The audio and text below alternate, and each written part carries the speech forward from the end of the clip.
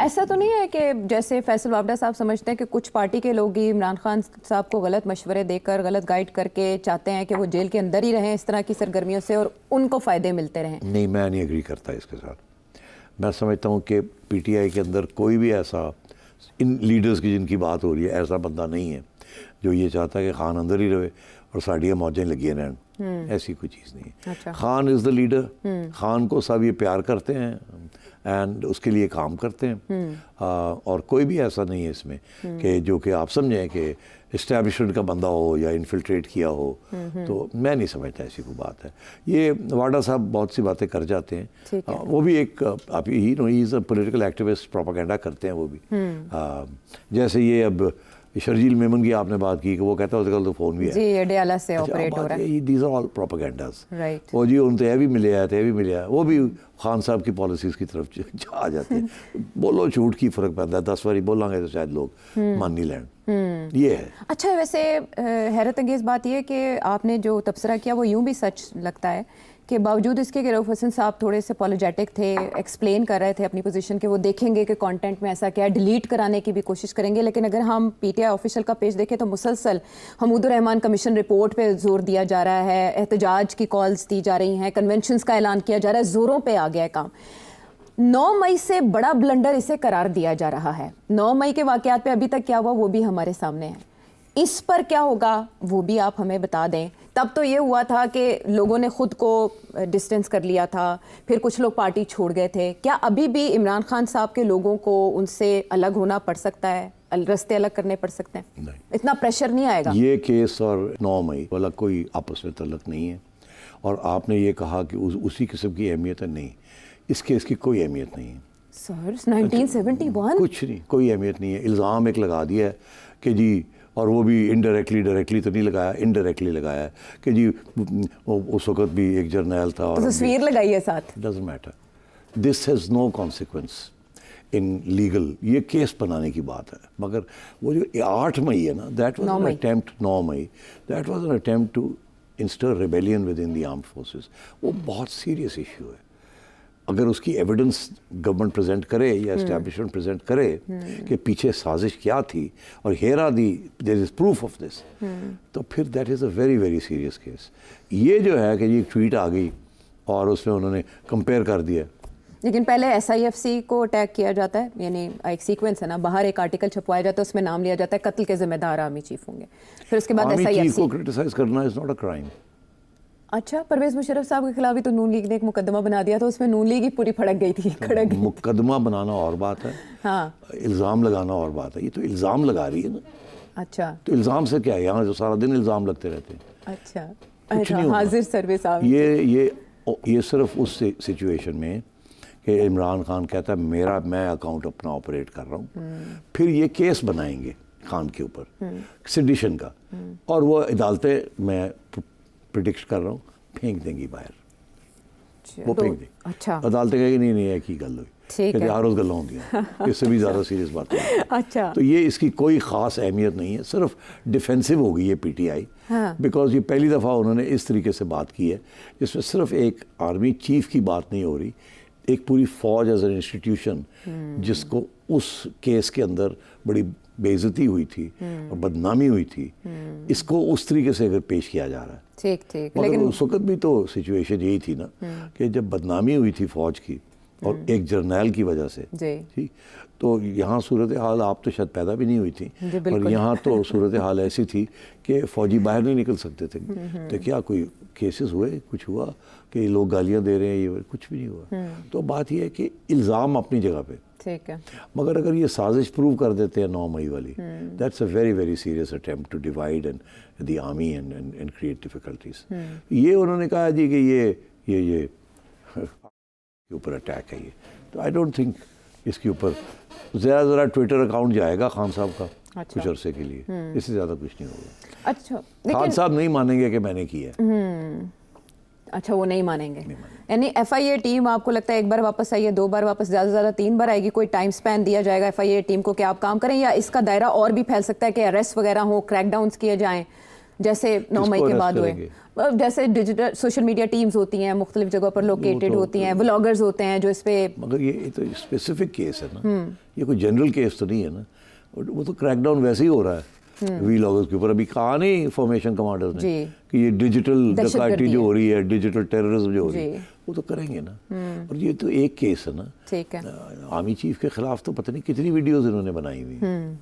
ऐसे ही है ना। तो वो तो केसेस लोगों को पकड़ दकड़ करेंगे, थोड़ा बहुत लितर शितर लगाएंगे, वो मान जाएंगे मैंने किया है, उनके ऊपर केस चलेगा, बाद में वो अपने कन्फेशन विड्रॉ कर लेंगे, फिर साल डेढ़ के बाद वो बेल हो जाएगी, खत्म हो जाएगा। मगर एक अरेस्ट तो होंगे। वो उन्होंने कह दिया हम करेंगे, तो अब इंतज़ार कीजिए, वो करेंगे। जहाँ जहाँ उनको शक है कि ये ट्विटर वाले जो हैं ये मिसयूज़ हो रहा है ट्विटर, तो वो तो establishment will arrest these people. But मतलब वही उसी किस्म के केसेस बनेंगे जो बनते हैं। लेकिन हल्के कह रहे हैं कि अब की बार नहीं स्पेयर करेगी ना एस्टेब्लिशमेंट ना गवर्नमेंट। आपने पहले भाई कैसे नहीं स्पेयर करेंगे? स्पेयर तो जजेस ने करना है, एस्टैब्लिशमेंट तो नहीं करना। हाँ, लेकिन राना सनाउल्लाह कहते हैं मिलिट्री कोर्ट्स बनी होती तो 9 मई के वाकयात पर अब इस तक किस्म की फैसले। चीज़ के लिए मिलिट्री कोर्ट्स नहीं जा सकते आप, अदालतें इजाज़त नहीं देंगी आप।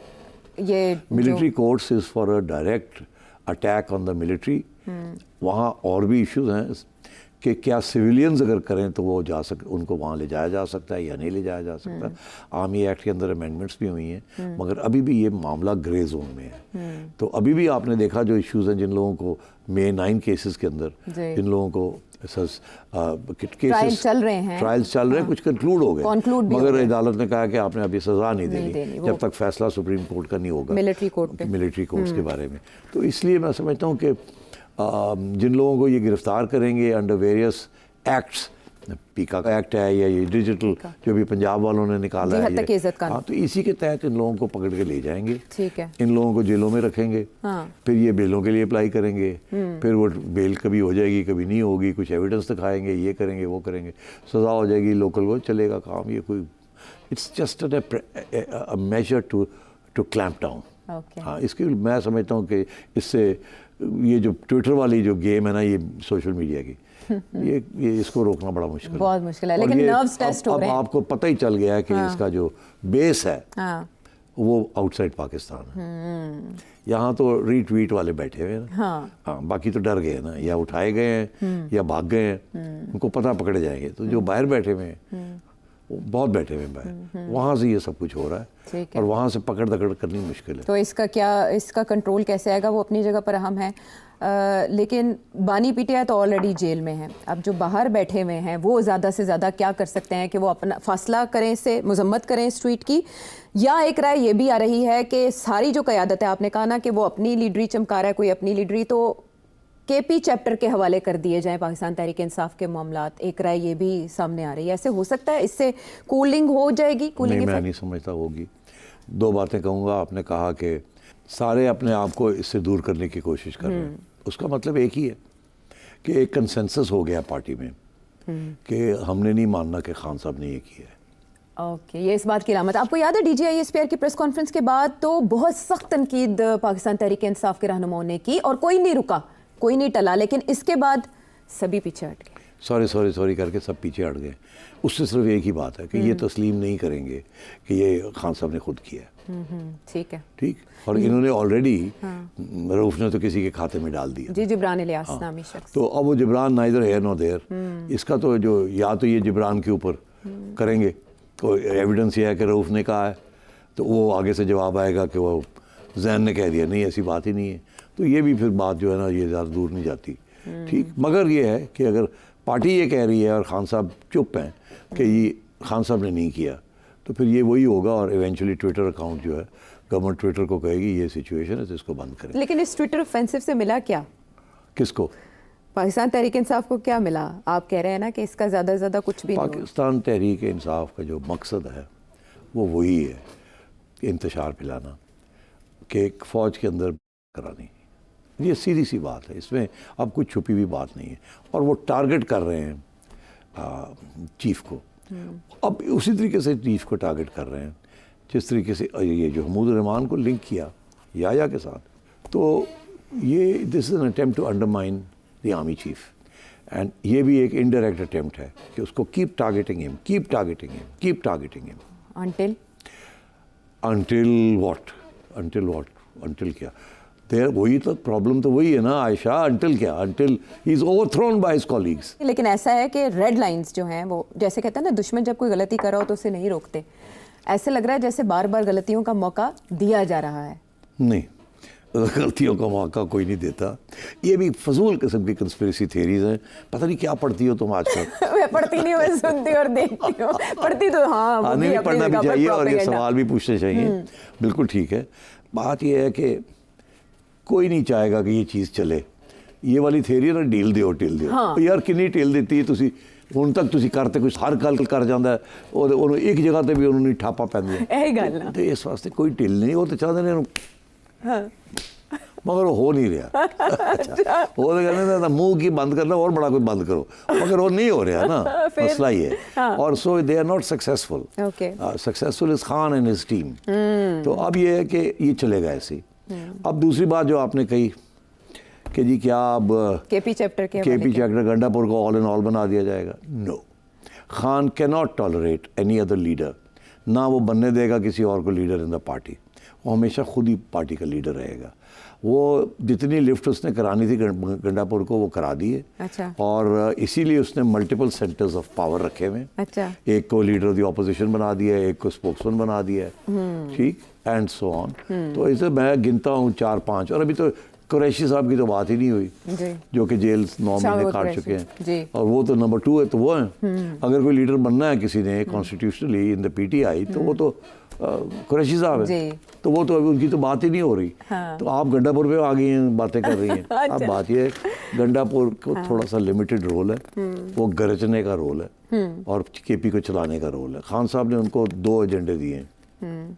एक उन्होंने कहा कि गुड गवर्नेंस करो वहाँ, आवाम के लिए जो कुछ कर सकते हो करो, जो भी कॉम्प्रोमाइज़ करनी है करो, मगर आवाम को सहूलतें मिलनी चाहिए। ये ना हो कि आवाम हमसे दूर हो जाए। वो हमारा असासा है, हमारा पावर बेस है, तो प्लीज़ डू दैट। तो गंडापुर इसीलिए भाग दौड़ कर रहा है, ठीक, इसीलिए वो चला जाता है इस्लामाबाद भी मिलने के लिए, जैसे कहते हैं ना कौड़ा कुट करके। हाँ, पता है उसको बेइज्जती हो रही है, फिर बुलाया नहीं, फिर चलो जी मन बुलाओ बुलाओ बुलाओ। तो ये चीज़ें चलेगी अब, और from time to time Gandapur भी भड़ास निकालेगा। अच्छा। हाँ, उसके बगैर लीडर ही नहीं बनती।